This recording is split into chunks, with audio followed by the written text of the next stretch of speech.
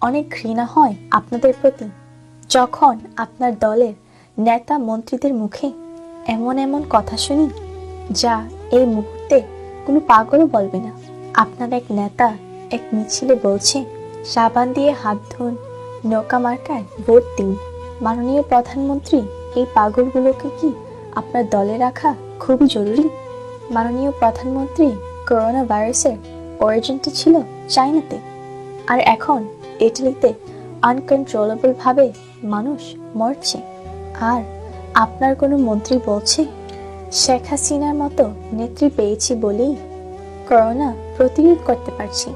আরেক মন্ত্রী বলছেন, করোনা নিয়ন্ত্রণে আমেরিকা ইটালির চেয়েও সফল নাকি আপনার বাংলাদেশ। আপনার আরেক মন্ত্রী বলছে, করোনা নিয়ে নাকি বিএনপি জামাত জনগণকে আতঙ্কিত করছে। অনারেবল প্রাইম মিনিস্টার, কেন এই মন্ত্রীগুলোকে আপনার অফিসে ধরে এনে চড় থাপ্পড় মারেন না? ওদেরকে কেন জিজ্ঞেস করেন না চায়নায় কি বিএনপি জামাত আছে, ইটালিতে কি বিএনপি জামাত আছে? অনারেবল প্রাইম মিনিস্টার, দেশে তো এখন আওয়ামী লীগ ছাড়া কোনো দলই নেই। আপনারা এত ভীত কেন? কোথায় করোনা ভাইরাস নিয়ন্ত্রণের চেষ্টা করবেন, তা না করে জামাত বিএনপি করছেন। আপনার আরেক মন্ত্রী বলেছেন, করোনা প্রতিরোধের জন্য ঢাকা এয়ারপোর্টে যে ব্যবস্থা আছে এমন ব্যবস্থা নাকি পৃথিবীর উন্নত দেশগুলোতেও নেই। মাননীয় প্রধানমন্ত্রী, আপনি আপনার এই মন্ত্রীটাকে আপনার অফিসে ডেকে এনে কি জিজ্ঞেস করবেন সে কোন ব্র্যান্ডের কি খায়? তাকে বলবেন সে যেন ব্র্যান্ড চেঞ্জ করে ভালো ব্র্যান্ডের কিছু খায়। আমি এই কথা বলতাম না যদি আপনার মন্ত্রীরা সত্যিকারে সৎ হতো। আপনার আরেক মন্ত্রী বলেছিলেন, করোনা মোকাবেলায় নাকি চীনের মতো হসপিটাল তৈরি করা হবে বাংলাদেশে। মাননীয় প্রধানমন্ত্রী, আপনার ওই মন্ত্রীটাকে বলবেন কথা বলার আগে চিন্তা করে বলতে। আমি একটা কথা বলতে পারি, কোনো সমস্যা নেই, কিন্তু একজন মন্ত্রী যা ইচ্ছা তাই বলতে পারেন না।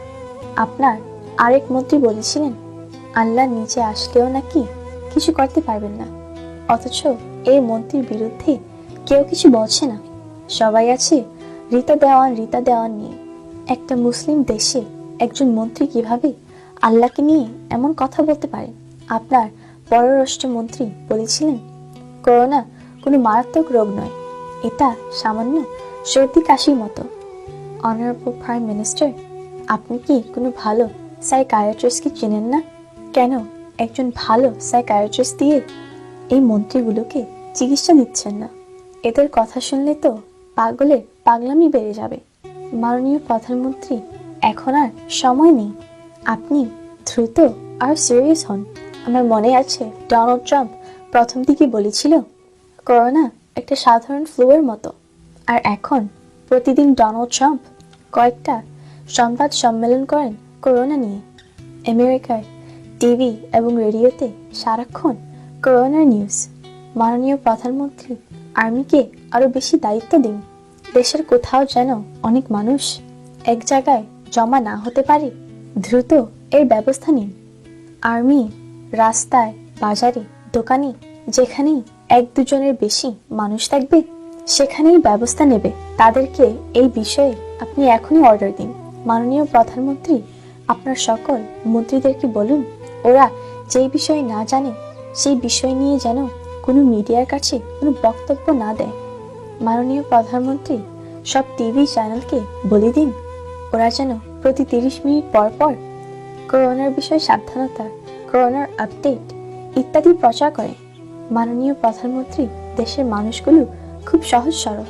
কিছুদিন আগে সিলেটে একজন ভাই এসেছে অস্ট্রেলিয়া থেকে। উনি অনেক শিক্ষিত। উনি দেশে এসেই নিজকে একটা রুমে বন্ধ করে রাখেন, যাকে বলে সেলফ কোয়ারেন্টাইন।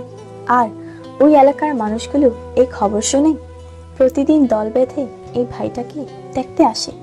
ওনার ঘরের চারপাশে ভিড় জমিয়ে রাখে সারাক্ষণ। কেন তারা এমন করে জানেন? কারণ তারা সহজ সরল। আর যেভাবে ওদেরকে ইংরেজি দিয়ে হোম কোয়ারেন্টাইন বোঝান, ওরা কোয়ারেন্টাইন শব্দটাকে ক্যান্টনমেন্ট মনে করে। বাংলাদেশের মানুষ বোধহয় এই প্রথম কোয়ারেন্টাইন শব্দটা শুনল। মাননীয় প্রধানমন্ত্রী, দেশের সাধারণ মানুষগুলো আপনার দলের নেতাকর্মীদের মতো এত চালাক নয়, এত বাটপার নয়।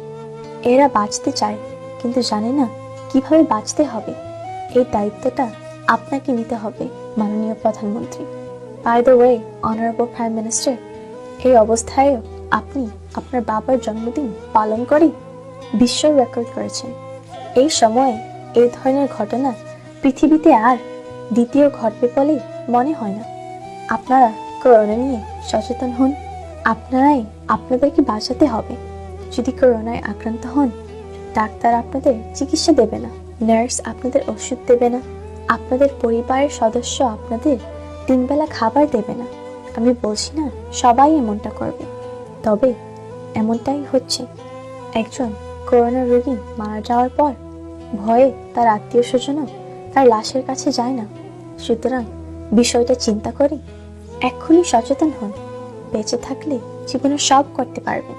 সবাইকে আমার ভিডিওটা শেয়ার করার অনুরোধ করছি। সবাই সাবধানে থাকবেন, সুস্থ থাকবেন। আসসালামু আলাইকুম।